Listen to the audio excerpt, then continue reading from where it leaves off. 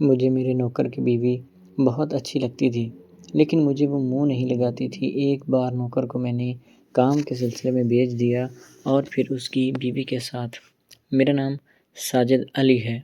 میری عمر اس وقت 45 سال کے قریب ہے۔ ہم لوگ خاندانی رئیس ہیں۔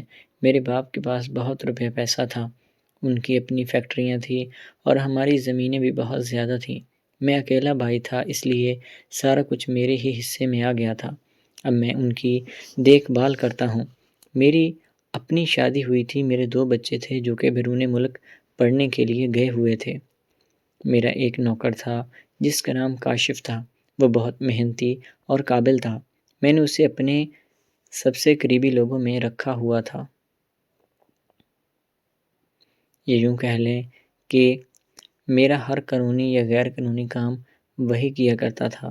میں اسے ضرورت سے زیادہ پیسے بھی دیتا تھا۔ کوئی دیکھ کر یہ نہیں کہہ سکتا تھا کہ وہ میرا نوکر ہے، بلکہ اس کی اپنی ٹھاٹ باٹ بہت زیادہ ہوتی تھی۔ وہ ہر وقت میرے پاس ہی رہتا تھا۔ اس کی بیوی دوسرے گاؤں میں رہتی تھی۔ اس نے کئی بار جب میرے سے چھٹی مانگنی تو میں انکار کر دیتا تھا کہ میرا اس کے بغیر نظام نہیں چلتا تھا۔ مجھے کسی بھی چیز کا اندازہ نہیں ہوتا تھا، ساری ذمہ داری اس نے ہی اٹھا رکھی تھی، اس لیے اس کو بھیج کر میرا کام رک جاتا تھا۔ ایک بار ہمارے ہاں کوئی فنکشن تھا تو وہ اپنی بیوی کو بھی یہاں پر لے آیا تھا۔ جب میں نے اس کی بیوی دیکھی تو میرے اندر شیطان جاگ گیا تھا۔ مجھے سمجھ میں نہیں آ رہا تھا کہ اس لنگور کو اتنی خوبصورت بیوی کس نے دے دی۔ اس کو دیکھنے کے بعد میرا یہی من کیا تھا کہ میں اپنی ساری جائیداد چھوڑ کر اس عورت کے ساتھ زندگی گزاروں، لیکن مجھے سمجھ میں نہیں آتا تھا کہ میں یہ جس رستے پر چل رہا ہوں یہ رستہ صحیح ہے یا غلط۔ لیکن مجھے سمجھ میں نہیں تھا کہ میں جس طرف جا رہا ہوں وہاں سے واپسی کا کوئی رستہ نہیں ہے۔ خیر، میں نے اس کی بیوی سے سلام دعا کی اور وہ واپس فنکشن کے بعد چلے گئے تھے۔ اس بات کے تقریباً 1 مہینے بعد تک مجھے نیند نہیں آتی تھی۔ مجھے ہر وقت بے چینی رہتی تھی اور دماغ میں ایک سوچ ہوتی تھی جس کو میں کسی نتیجے پر پہنچانا چاہتا تھا۔ میں نے کاشف کو اپنے پاس بلایا اور کہا کہ دیکھو، تم یہاں پر رہتے ہو اور تمہاری بیوی گھر پر اکیلی ہوتی ہے، کیوں نہ تمہارے لیے میں ایک گھر کا انتظام کر دوں تاکہ تم اپنی زندگی کو یہاں پر گزار سکو اور اپنی بیوی بھی یہاں پر رکھ لو اور میرا بھی نظام چلتا رہے گا۔ مجھے کسی بھی طرح کی کوئی پریشانی نہیں ہوگی جو کہ تمہارے یہاں سے جانے کے بعد مجھے محسوس ہوتی ہے۔ نوکر بھی مان گیا تھا۔ اس بیچارے کو کیا پتا تھا کہ میں دماغ کے اندر کیا گندا کھیل سوچ رہا ہوں۔ اس نے بھی حامی بھر لی تھی اور 1 ہفتے کے اندر اندر اس کی بیوی اپنا سامان وغیرہ باندھ کر یہاں پر رہنے کے لیے آ گئی تھی۔ اب میرا تقریباً روز ہی اس سے ملنا جلنا شروع ہو گیا تھا۔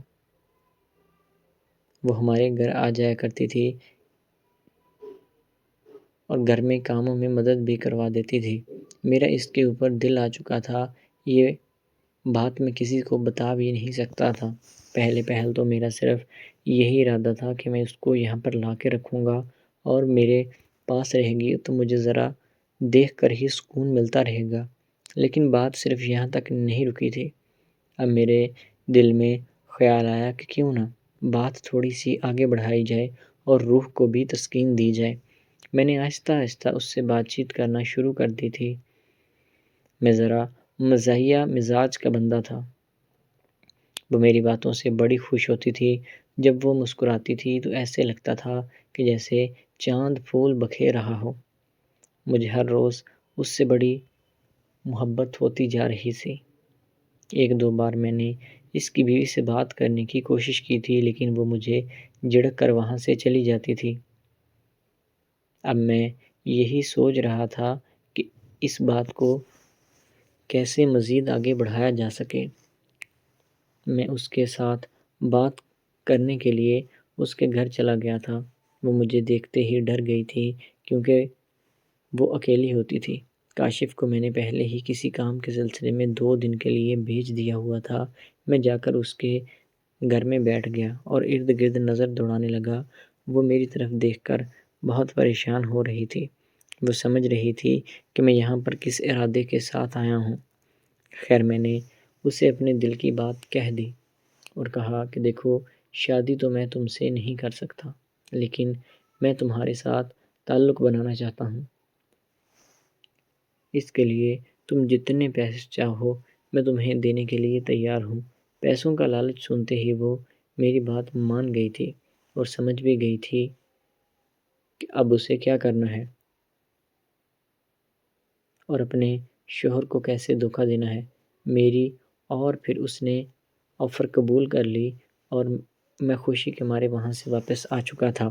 اب میرا یہی معمول بن چکا تھا کہ میں کاشف کو بھیج دیتا تھا اور خود پھر اس کے گھر چلا جایا کرتا تھا۔ کبھی کبھار اسے بھی اپنے گھر پر بلا لیتا تھا جب میرے گھر پر میری بیوی وغیرہ نہیں ہوتی تھی۔ اب ہمارا معاملہ کچھ ایسے ہی چلنے لگا تھا۔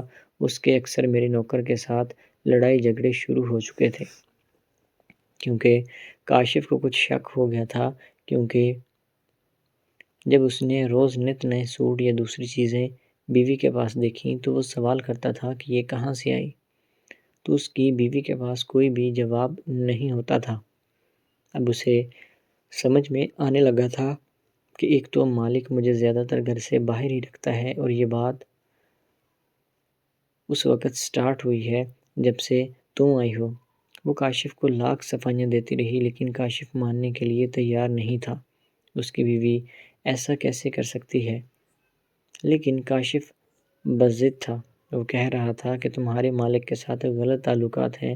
وہ مان نہیں رہی تھی کیونکہ اسے پیسہ چاہیے تھا اور کاشف اسے اتنا پیسہ نہیں دے پا رہا تھا جتنا کہ میرے پاس تھا۔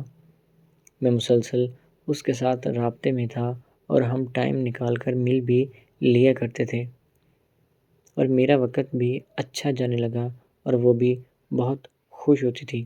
کاشف سے یہ بات برداشت نہ ہوئی، اس نے یہ کام چھوڑنے کا فیصلہ کر لیا تھا۔ اب میرے سے اس کی بیوی کی جدائی برداشت نہیں ہوتی تھی۔ میں نے کاشف کو بہت روکنے کی کوشش کی لیکن وہ میری بات نہ مانا۔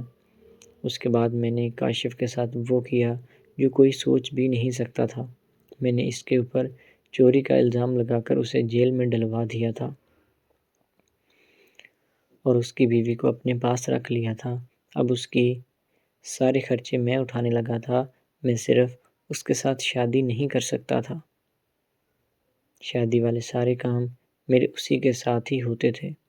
اب اس کی بیوی کی ساری ذمہ داری میرے اوپر ہے۔